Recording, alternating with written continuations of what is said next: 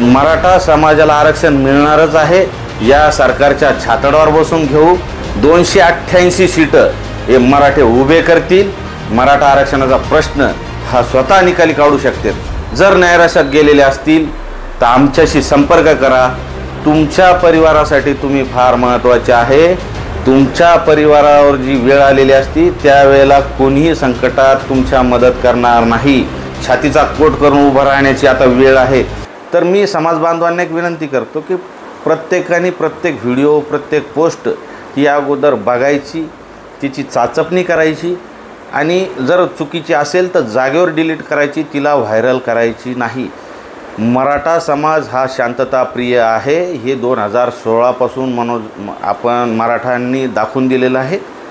मराठ्यांचे 58 मूक मोर्चे निघाले, त्याला नेतृत्व नव्हतं आणि त्याला म्हणजे शांततेच्या मार्गाने आपण ते मोर्चे काढले होते। मराठे आलेही शांततेत आणि गेलेही शांततेत। स्वच्छता दाखवली मराठ्यांनी, शांतताही दाखवलेली। त्याच पद्धतीने गेले 1 वर्षापासून मराठे हे आपल्या न्याय हक्कासाठी लढत आहे आणि इथून पुढेही लढायचं आहे। कुणीही भावना तीव्र करायच्या नाही। आता कालच एका पुन्हा मराठा तरुणाने आत्महत्या केली।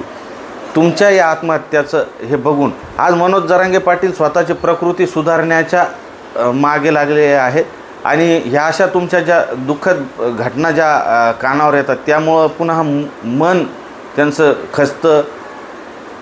त्यांच्या पाठीशी आपण उभं राहायची वेळ आहे आणि आपण असं जगाचा निरोप घेऊन आत्महत्या करून बलिदान करून हे करणं चुकीचं आहे। मी सर्व जे नैराश्यात गेलेले आपले लाखो तरुण आहे त्यांना एक विनंती करतो की तुम्ही ह्या असे चुकीचे पावलं उचलू नका। तुमच्या ह्या कृत्यांमुळं आमचा संयम तुटत आहे। मराठा समाजाला आरक्षण मिळणारच आहे। या सरकारच्या छातडावर बसून घेऊ नाही तर मनोज जरांगे पाटील यांनी सांगितल्याप्रमाणे 288 सीट हे मराठे उभे करतील आणि पूर्ण ताकदीने निवडून आणतील आणि बहुमताना मराठा आरक्षणाचा प्रश्न हा स्वतः निकाली काढू शकतात। पण सरकारला थोडा वेळ दिलेला आहे 13 जुलैपर्यंत, म्हणून सर्वांनी संयम पाळा। जर नैराश्यात गेलेले असतील तर आमच्याशी संपर्क करा, आमच्याशी एकदा बोला, पण जगाचा निरोप घेऊ नका। तुमच्या परिवारासाठी तुम्ही फार महत्त्वाचे आहे। ज्या वेळेला तुम्ही आत्महत्या करून या जगाचा निरोप घेता त्याच्यानंतर तुमच्या परिवाराची जर परिस्थिती बघितली, तुमचा कितीही जवळचा माणूस जर असला तर तो येतो, रडतो, 13 दिवस रडतो, रडून चालला जातो, पण कुणीही आणून देत नाही। तुमच्या परिवारावर जी वेळ आलेली असती त्यावेळेला कोणीही संकटात तुमच्या मदत करणार नाही। त्यामुळं तुमचं असणं हे फार जरुरी आहे।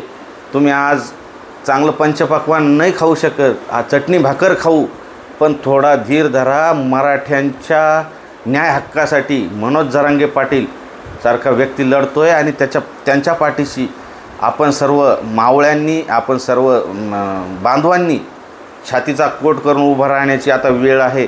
असं शंडासारखं मराठे लढून मरायचे इतिहास आहे, असं गांडूसारखे मौत मराठी मरू शकत नाही, हे ध्यानात घ्या।